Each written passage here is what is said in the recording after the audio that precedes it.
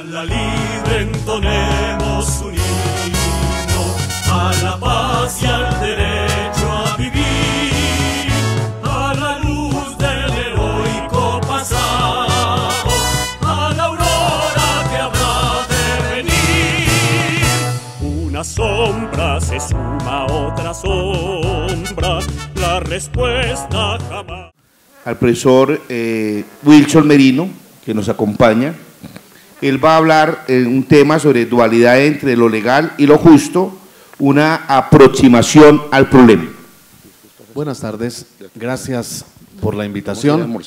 Y en realidad quiero empezar el tema que voy a topar indicando que la dualidad entre lo legal y lo justo no es un problema muy actual que se diga. Hay un profesor en los diferentes lugares en que he visitado con propósito de la cátedra que decía algo que me llegó profundamente. No nos olvidemos que todo lo que se hizo en la Alemania nazi fue legal. Claro, fue legal porque estaba plasmado en las leyes y se encontraba justificación legal para hacerlo. Entonces, el hombre desde siempre ha intentado encontrar la dualidad entre lo que es legal y lo que es justo. Más allá de las definiciones que podemos encontrar, que la justicia se puede perfeccionar con la equidad y todo lo demás, es importante, muy importante, determinar esta dualidad y este punto de encuentro. Este problema, que lo tomamos ahora como actual, no es tan actual. Recordemos lo que ocurría, por ejemplo, lo que ocurrió con Antígona en la tragedia griega, o con Sócrates, o con Espartaco, o lo que ocurre hoy en día, lo que el artículo 84 de la Constitución de la República del Ecuador, hecha en Montecristi en el año 2008, dice que las normas hechas por los poderes infraconstitucionales deben tener una adecuación formal y material a la Constitución. O de lo que se habla hoy, está en boga en el mundo, el derecho a la resistencia. Todas estas cosas se han opuesto y en su momento han dado explicación entre lo legal y lo justo.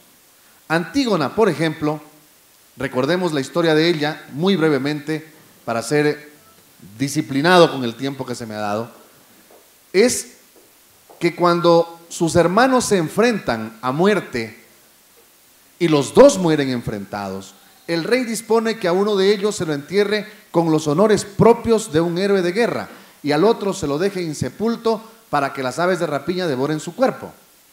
Antígona se opone a ello, va, coge el cadáver, lo sepulta con las honras fúnebres, aduciendo una cosa, que la ley natural, que el derecho natural impedía dejar a una persona insepulta y que los dioses habían mandado, más allá de las órdenes del rey, el dar sepultura a toda persona.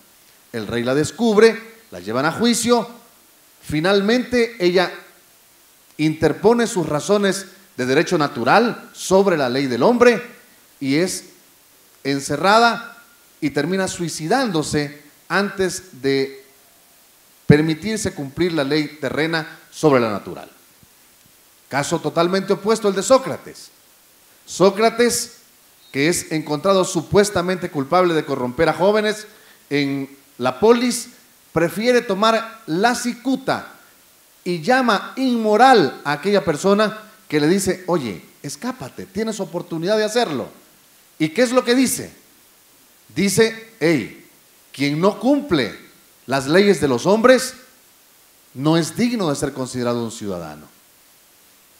Encontramos aquí en Antígona un apego por lo justo, mientras que en Sócrates un apego por lo legal. Y así podemos seguir dando ejemplos de lo que ha sido lo justo y lo legal a través de los tiempos. Pero ¿con qué nos encontramos en el siglo XXI? Con que realmente hay un fracaso por parte de la aplicación de las normas puramente y también hay un fracaso por parte de la aplicación de los derechos y principios puramente. Ya el profesor que me antecedió en la palabra hablaba de Robert Alexy. Y en el artículo 3 de la Ley de Garantías Jurisdiccionales y Control Constitucional del país del que vengo, Se ha hecho una copia casi textual de las leyes alexianas respecto de cómo resolver un problema cuando éste tiene que ver más allá de las antinomias con el choque de principios. Y se le da excesiva importancia a esto. Repetía y dije que en el artículo 84 de nuestra Constitución se establece la obligatoriedad de los órganos con potestad legislativa de adecuar formal y materialmente las leyes, formal en cuanto a la forma y material en cuanto al fondo, las leyes a nuestra Constitución. Pero nos encontramos en un momento de enfrentamiento de esta dualidad entre lo que es legal y lo que es justo.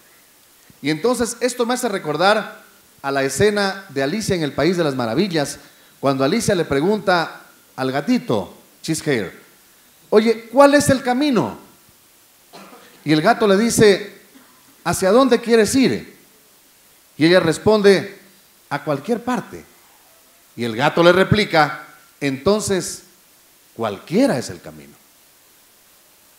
Si no sabemos dónde queremos ir, si hacia lo legal o hacia lo justo, realmente cualquier camino que tomemos nos va a llevar a donde nosotros creemos que es lo correcto y que no siempre es así. Verbigracia. Una pareja de esposos que tienen 6 años de casados y que no tienen hijos, deciden, por mutuo consentimiento, acordar que ella aporte los óvulos, los espermatozoides, los llevan a un centro de crioconservación y acuerdan 3 cláusulas dentro de ese contrato. La primera, que de mutuo consentimiento van a decidir cuándo los ovocitos fecundados van a ser transferidos ya al útero de ella. La segunda, que en caso de que el matrimonio se disuelva por cualquiera de las causas consideradas en la ley civil, esos ovocitos iban a ser donados a una persona, a una pareja infértil, para que puedan ellos tener hijos. Y la tercera cláusula era que los dos iban a poner para pagar el Instituto de Crioconservación en porciones iguales.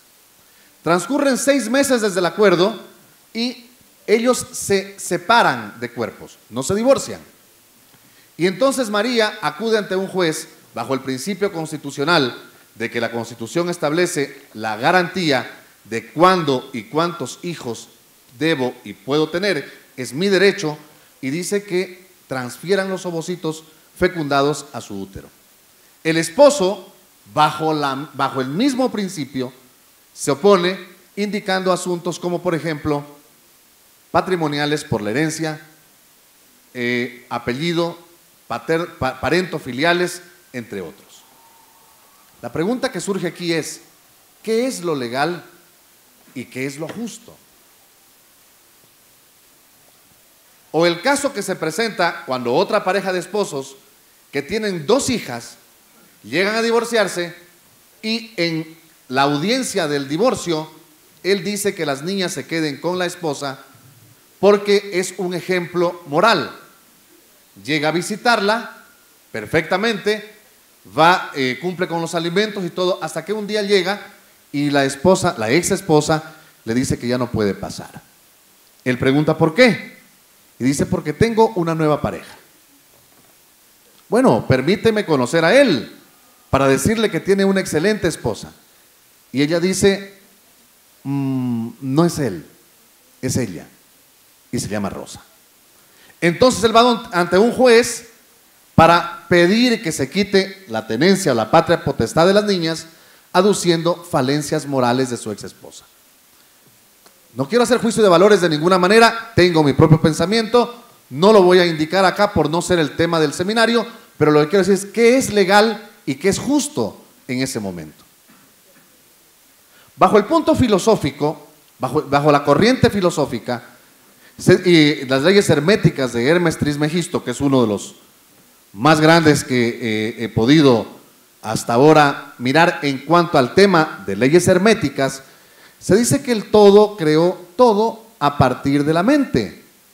Y entonces, como lo que no es mente no es todo y por tanto es nada, nos corresponde a quienes pensamos en derecho tratar de resolver esto con la mente para que sea todo y dejarlo excluido de la nada para llegar a una solución. Conclusión: la respuesta al encontrar un equilibrio entre lo legal y lo justo no siempre es fácil. Ya hemos escuchado al profesor Ortega decir que la ponderación no es ni de lejos la solución. No solo la ponderación, porque también puede incurrir en algunas arbitrariedades. Es cuestión de repensarnos las cosas para llegar a establecer realmente, lejos de las contemplaciones únicamente del derecho europeo, una política, una filosofía propia de Latinoamérica. En una visita a Rusia, cuando era magistrado de la Corte Suprema de Justicia de Ecuador, del equivalente a la Corte Suprema colombiana, que es la Corte Nacional del Ecuador en realidad, se dice que un juez en una vista se quedó dormido y roncaba mientras los demás hablaban. Vino el presidente de la Suprema Corte de Rusia y le preguntó por qué se durmió. Y él le dijo: no, doctor, no estaba dormido. Estaba pensando, ¿qué voy a hacer con el caso? Se pidió los videos y realmente se comprobó de que estaba dormido. Se hizo las investigaciones y se llegó a determinar de que el juez había sido papá 10 días atrás y que por lo tanto pasaba malas noches ejerciendo su derecho y su obligación de paternidad. Pero igualmente lo destituyeron. Bajo una perspectiva, mintió al decir que no estaba dormido. Y eso no es una actitud digna de un juez, nos decía el colega de la Suprema Corte de Rusia. ¿Qué es legal? ¿Qué es justo? No les traje todas las respuestas, les traje todas las preguntas, porque así se forman los futuros magistrados y abogados. A la libre entonemos un himno, a la paz y al derecho a vivir, a la luz del heroico pasado, a la aurora que habrá de venir. Una sombra se suma a otra sombra, la respuesta jamás.